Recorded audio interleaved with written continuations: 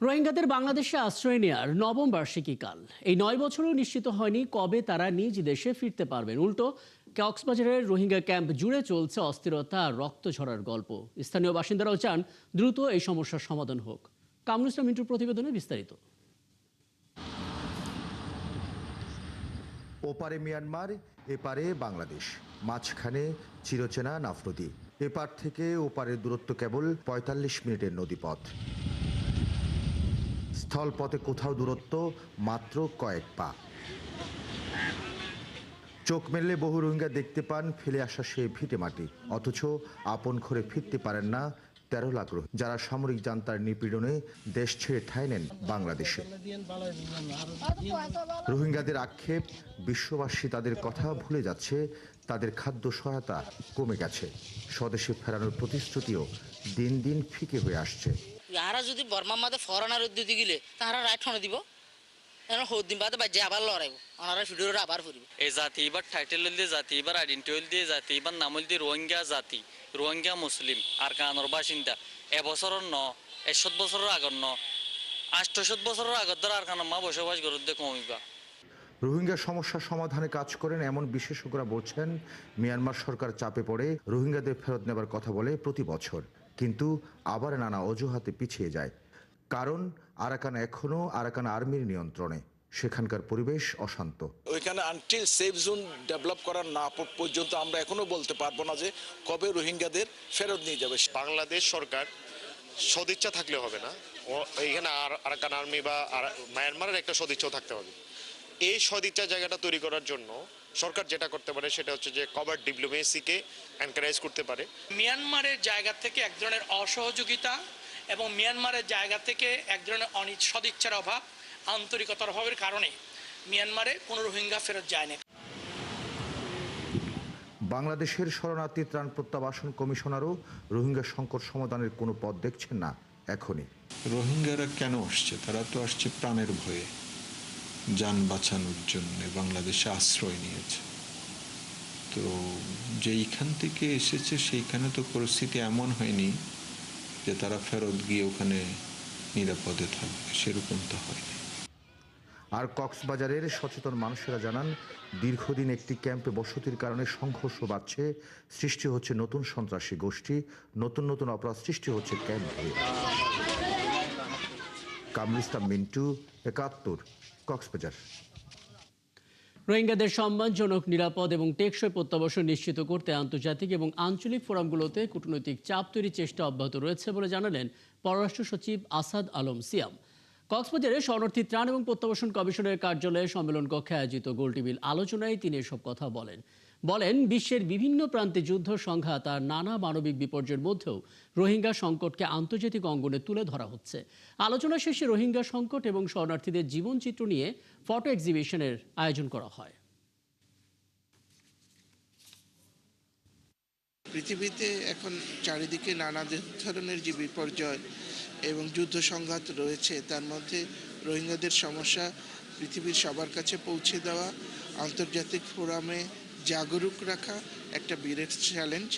আমরা কূটনৈতিকভাবে বিভিন্ন আঞ্চলিক এবং আন্তর্জাতিক ফোরামে রোহিঙ্গাদের কথা তাই বারবার বলি, রোহিঙ্গাদের যেন একটি সম্মানজনক এবং সাস্টেইনেবল, ডিগনিফাইড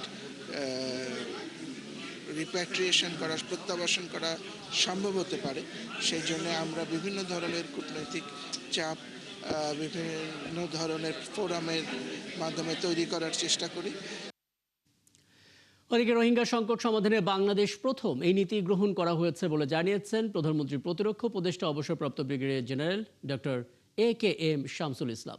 তিনি আশা করেন দ্রুতই শান্তিপূর্ণ প্রত্যাবাসন শুরু হবে। আজ ঢাকা বিশ্ববিদ্যালয়ের রোহিঙ্গা বিষয়ক এক সেমিনারে তিনি এসব কথা বলেন। নুরনবী সরকারের প্রতিবেদন। ৯ বছর হলো মিয়ানমারে গণহত্যার মুখে বাস্তুচ্যুত হয়ে রোহিঙ্গাদের এদেশে আসা। এরপর থেকে কক্সবাজারের শরণার্থী শিবিরে বাস করাদের সংখ্যা ১২ লাখের বেশি। দীর্ঘ সময়ে শুরু হয়নি প্রত্যাবাসন।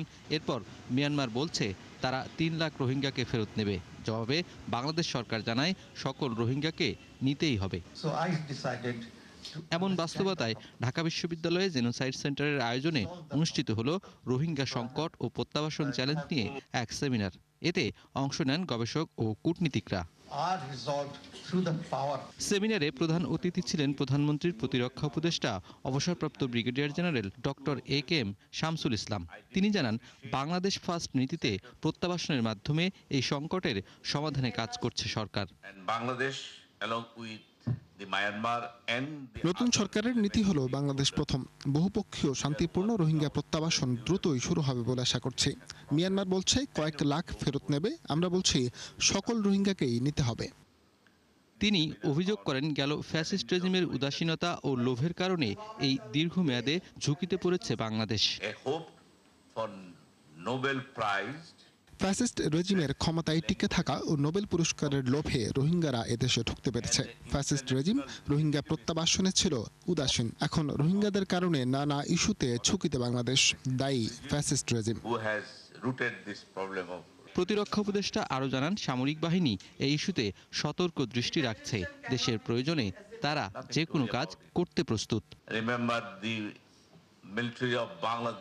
নূর নবী সরকার, ৭১, ঢাকা। বাংলাদেশের সাথে সম্পর্ক জোরদারে গুরুত্ব দিচ্ছে যুক্তরাষ্ট্র, ভারত সহ বিভিন্ন দেশ। এরই ধারাবাহিকতায় সরকারের বিভিন্ন মন্ত্রী প্রতিমন্ত্রীর সাথে দ্বিপাক্ষিক নানা ইস্যুতে বৈঠক করছেন দেশগুলোর কূটনীতিকরা। আজ বাণিজ্যমন্ত্রীর সাথে বৈঠক শেষে ভারতীয় হাইকমিশনার বলেন, ঢাকার সাথেও সুসম্পর্ক এগিয়ে নিতে চায় দিল্লি। আর স্থানীয় সরকার মন্ত্রীর সাথে সাক্ষাতে মার্কিন রাষ্ট্রদূত ব্রেন্ট ক্রিস্টেনসন জানান, ঢাকা ওয়াশিংটন সম্পর্ক আরও গভীর করতে চায় তার দেশ। শারমিনীরা রিপোর্ট। বিএনপি সরকারের ৬ মাসে বাংলাদেশের সাথে দ্বিপাক্ষিক সম্পর্ক আরও জোরদারে এগিয়ে আসছে বিভিন্ন দেশ। বিশেষ করে প্রতিবেশী দেশ ভারতের তৎপরতা চোখে পড়ার মতো। প্রধানমন্ত্রী তারেক রহমানের সঙ্গে বৈঠকের পর বিভিন্ন দফতরের মন্ত্রীদের সাথেও বৈঠক করেছেন দেশটির হাইকমিশনার দীনেশ ত্রিবেদী। সোমবার বাণিজ্যমন্ত্রীর সাথে বৈঠক শেষে ভারতীয় হাইকমিশনার বলেন, দুদেশের অর্থনৈতিক সম্পর্ক এগিয়ে গেলে সেই পথে এগিয়ে যাবে রাজনীতি। তার মতে পারস্পরিক নির্ভরশীল সম্পর্কই স্থায়ী সমাধানের পথ। ইন্টারডিপেন্ডেন্সি ইজ এ পার্মানেন্ট সলিউশন। অর্থনীতি রাজনীতি থেকে আগে চলে যায়, তখন রাজনীতি ওর পেছনে পেছনে যায়। অর্থনীতি হবে লোকেদের উন্নয়নের কাজ। আর যখন লোকেরা ভাববে যে এই রিলেশন আমাদের সবার জন্য ভালো, তাহলে পলিটিক্স কম্পালশন হয়ে যাবে। তাহলে দুটোই ইম্পর্টেন্ট আছে। বাংলাদেশ ভারত ব্যবসায়িক সম্পর্ক বাড়াতে আলোচনা চলছে বলে জানান বাণিজ্যমন্ত্রী। পট পরিবর্তনের পরে দুই সরকারের তরফ থেকে বা দুই রাষ্ট্রের তরফে অনেকগুলি বিধিনিষেধ এসেছে। বাণিজ্যের পথে অনেকগুলি বিধিনিষেধ এসেছে। But even defying those restrictions, গত বছর দুই দেশের মধ্যে আন্তঃদেশীয় বাণিজ্যের পরিমাণ প্রায় $13 বিলিয়ন। তার মানে ইকোনমিক কনসিডারেশন অনেক সময় অনেক কিছুকে ছাপিয়ে যায়। এদিন সচিবালয়ে স্থানীয় সরকার মন্ত্রী ও প্রতিমন্ত্রীর সাথে বৈঠক করেন মার্কিন রাষ্ট্রদূত ব্রেন্ট ক্রিস্টেনসন। পরে সাংবাদিকদের স্থানীয় সরকার প্রতিমন্ত্রী জানান, বাংলাদেশের বিভিন্ন খাতে বিনিয়োগে আগ্রহী যুক্তরাষ্ট্র। আমাদের এখানে water supply, waste management, renewable energy, এই বিষয়গুলোতে আমরা নোটিশ করেছি যে তারা ইনভেস্ট করতে পারে পিপিপি মডেলে, পাবলিক পার্টনারশিপ মডেলে। তো সেই বিষয়গুলো উনি বললো যে আমরা অফিসিয়ালি নোটিশ করব, আলোচনা করব। মূলত ছিল এটা সৌজন্য সাক্ষাৎ। এর ফাঁকে আমাদের পলিসি, সরকারের পলিসি নিয়ে আলোচনা হয়েছে। তার দাবি, নানা বিষয়ে সরকারের কাজে সন্তুষ্ট মার্কিন যুক্তরাষ্ট্র। সাক্ষাতের ফাঁকে। শারমিনীরা, ৭১, ঢাকা।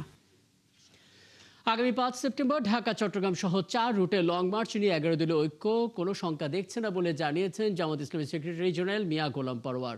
সন্ধ্যায় পুলিশ হেডকোয়ার্টার্সের আইজিপির সাথে আলাপকালে ১১ দলীয় জোটের পক্ষ থেকে কথা জানান তিনি।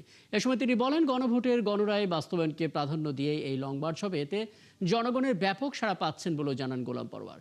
এ সময় পুলিশের পক্ষ থেকে নানা পরামর্শ দেওয়া হয়। আগামী ৫ সেপ্টেম্বর শাপলা চত্বর থেকে ঢাকা চট্টগ্রাম এবং এরপর ঢাকা রংপুর, ঢাকা খুলনা এবং ঢাকা সিলেটে এই লং মার্চ অনুষ্ঠিত হবে। এর মধ্যে চট্টগ্রাম, রংপুর এবং খুলনায় লং মার্চ সড়ক পথে এবং সিলেটের লং মার্চ রেলপথে অনুষ্ঠিত হবে।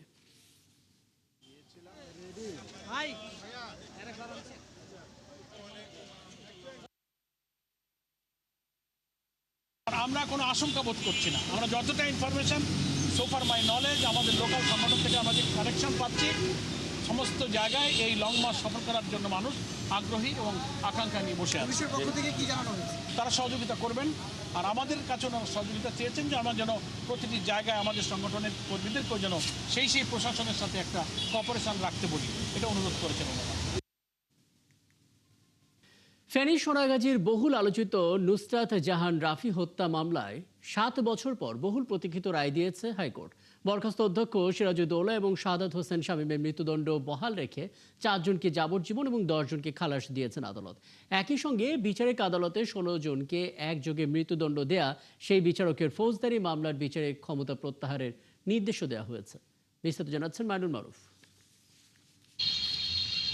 2019 সালের 6 এপ্রিল ফেনীর সোনাগাজী ইসলামিয়া ফাজিল মাদ্রাসার ছাদে জীবন্ত পুড়িয়ে দেওয়া হয় আলিম পরীক্ষার্থী নুসরাত জাহান রাফিকে। অভিযোগ, অধ্যক্ষ সিরাজউদ্দৌলার বিরুদ্ধে যৌন নিপীড়নের মামলা তুলে নিতে অস্বীকৃতি জানালে তার শরীরে আগুন দেওয়া হয়। 4 দিন পর 10 এপ্রিল ঢাকা মেডিকেল কলেজ হাসপাতালের বার্ন ইউনিটে মারা যান নুসরাত। এই হত্যাকাণ্ডে ক্ষোভে ফেটে পড়ে পুরো দেশ। দ্রুত তদন্ত শেষে 2019 সালের 24 অক্টোবর ফেনীর নারী ও শিশু নির্যাতন দমন ট্রাইব্যুনাল 16 আসামির সবাইকে মৃত্যুদণ্ড দেন। পরে আইন অনুযায়ী ডেথ রেফারেন্স, জেলাপিল ও আপিল শুনানির জন্য মামলাটি হাইকোর্টে আসে। দীর্ঘ শুনানি শেষে সোমবার বিচারপতি বিশ্বদেব চক্রবর্তী এবং AKM রাশিদুজ্জামান রাজার সমন্বয়ে গঠিত বিশেষ বেঞ্চ রায় ঘোষণা করেন। রায়ে অধ্যক্ষ সিরাজউদ্দৌলা ও শাহাদাত হোসেন শামীমের মৃত্যুদণ্ড বহাল রাখা হয়। 4 আসামির সাজা কমিয়ে করা হয় যাবজ্জীবন, আর 10 জনকে খালাস দেওয়া হয়। নুসরাতের মৃত্যুকালীন জবানবন্দিকে গুরুত্বপূর্ণ প্রমাণ হিসেবে গ্রহণ করেছেন আদালত। 2 জনের মৃত্যুদণ্ড বহাল রেখেছেন।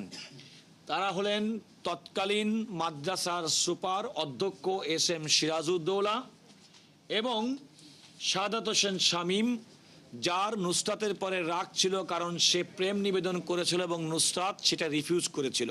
বাকি মৃত্যুদণ্ডপ্রাপ্ত 4 জনকে মৃত্যুদণ্ড থেকে কমিয়ে তাদের সাজা যাবজ্জীবন করা হয়েছে। 10 জনকে আদালত বেকসুর খালাস দিয়েছেন, যাদের বিরুদ্ধে কোনো সাক্ষ্য প্রমাণ আপিল হাইকোর্টের দৃষ্টিতে পাওয়া যায়নি। রায়ে আরেকটি গুরুত্বপূর্ণ পর্যবেক্ষণ এসেছে। 16 জনকে একযোগে মৃত্যুদণ্ড দেয়াকে বাড়াবাড়ি উল্লেখ করে সেই রায় দেওয়া ট্রাইব্যুনালের বিচারক মামুনুর রশিদের বিচারিক ক্ষমতা প্রত্যাহারের নির্দেশ দেয় উচ্চ আদালত। এবং মামুনুর রশিদ সম্পর্কে আদালত তার পর্যবেক্ষণে বলেছেন, এই ধরনের সেন্টেন্সিংটাকে বলেছেন মাইন্ডলেস সেন্টেন্সিং, অর্থাৎ আদালত যিনি বিচার করবেন তিনি যে ধরনের বিচারিক মন অ্যাপ্লাই করতে হয় এই মামলার দণ্ড দেওয়ার ক্ষেত্রে, সেক্ষেত্রে তিনি সেটি করতে ব্যর্থ হয়েছেন বলে আদালত পর্যবেক্ষণে বলেছেন। এবং আদালত এও বলেছেন যে তাকে এই ধরনের দায়রা অর্থাৎ ফৌজদারি মামলার বিচার এবং সেন্টেন্সিং থেকে বিরত রাখার জন্য আইন, বিচার এবং সংসদীয় বিষয়ক মন্ত্রণালয়কে নির্দেশনা পর্যন্ত প্রদান করেছেন। অন্যদিকে আসামিপক্ষের দাবি, সিসিটিভির গুরুত্বপূর্ণ ফুটেজ গায়েব হয়ে যাওয়ায় ঘটনার রহস্য এখনো উন্মোচিত হয়নি। তাই তারা এ রায়ের বিরুদ্ধে আপিল করবেন বলে জানিয়েছেন। আমার আসামি ছিল 3 জন। ওই প্রেমিসেসে একটা সিসিটিভি ক্যামেরা ছিল। এই সিসিটিভি ক্যামেরার ছবি আজও সেখানে আছে। 6 বছর আগেও সেখানে সিসিটিভি ক্যামেরা ছিল, কিন্তু প্রসিকিউশন পক্ষ কিংবা ইনভেস্টিগেটিং অফিসার ওই সিসিটিভি ক্যামেরাটাও সিজ করে নাই, সিসিটিভি ক্যামেরাটাকে আদালতের সামনে উপস্থাপন করে নাই। আমার আসামিদের মধ্যে 3 জন একুইটাল রয়েছেন আর 1 জনের ডেথ বহাল আছে, মানে আপনার শাহাদাত হোসেন শামীম। নুসরাত হত্যা মামলার 16 আসামি বর্তমানে কারাগারে রয়েছেন। হাইকোর্টের নির্দেশে যাবজ্জীবন পাওয়া 4 আসামিকে কন্ডেম সেল থেকে দ্রুত সাধারণ কারাগারে স্থানান্তরের নির্দেশ দেওয়া হয়েছে। মাইনুল মারুফ, 71, ঢাকা। রংপুরে 4 হত্যার সঙ্গে জড়িতদের গ্রেপ্তারের দাবিতে দ্বিতীয় দিনে উত্তাল মহানগর। হত্যার প্রতিবাদে মানববন্ধন করেছে রংপুর মহানগর নাগরিক কমিটি। বিকেলে রংপুর প্রেস ক্লাবের সামনে কর্মসূচি পালন করা হয়। মানববন্ধনে বক্তারা বলেন, মর্মান্তিক ঘটনার সাথে শুধু 2 জন নয়, অনেকেই জড়িত থাকতে পারে। তাই ঘটনার সত্যতা নিশ্চিত এবং প্রকৃত অপরাধীদের গ্রেপ্তারের দাবি জানান তারা। আর দাবি আদায় না হলে কঠোর আন্দোলনের হুঁশিয়ারি দেন তারা। এদিকে সকালে একই দাবিতে সড়ক অবরোধ করে বিক্ষোভ ও শোক র্যালি করেছেন রংপুর জেলা স্কুলের শিক্ষার্থীরা।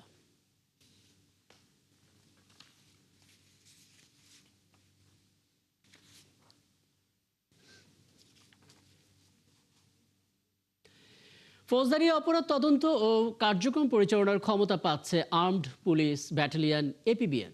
এজন্য আর্ম পুলিশ ব্যাটালিয়ন আইন 2026-এর খসড়া নীতিগত এবং চূড়ান্ত অনুমোদন দিয়েছে মন্ত্রিসভা। সোমবার সচিবালয়ে প্রধানমন্ত্রী তারেক রহমানের সভাপতিত্বে মন্ত্রিসভার বৈঠকে এ অনুমোদন দেওয়া হয়। বিদ্যমান আইন অনুযায়ী অভিযান চালিয়ে গ্রেপ্তারের পর অপরাধীকে থানায় হস্তান্তর করতেন এপিবিএন সদস্যরা। খসড়া আইন বলছে, পুলিশ বাহিনীর অধীনে এই ব্যাটালিয়ন পুলিশের একজন অতিরিক্ত মহাপরিদর্শকের নিয়ন্ত্রণ ও তত্ত্বাবধানে পরিচালিত হবে। এপিবিএনকে জননিরাপত্তা রক্ষা, ভিআইপি ব্যক্তিদের নিরাপত্তা, সন্ত্রাস, মাদক, মানব পাচার, ধর্ষণ ও মানবতা বিরোধী কাজে জড়িতদের বিরুদ্ধে ব্যবস্থা নেওয়ার দায়িত্ব দেওয়া হয়েছে। একই সঙ্গে এই আইন অনুযায়ী অন্যান্য আইন শৃঙ্খলা রক্ষাকারী বাহিনীকে সহায়তা করবে এই ব্যাটালিয়ন। চলছে সংবাদ সংযোগ। সরাসরি সংবাদ অনুষ্ঠান দেখতে চোখ রাখুন ৭১ ফেসবুক পেজে এবং সাবস্ক্রাইব করুন ৭১ ইউটিউব চ্যানেল। থাকুন ৭১-এর সাথে।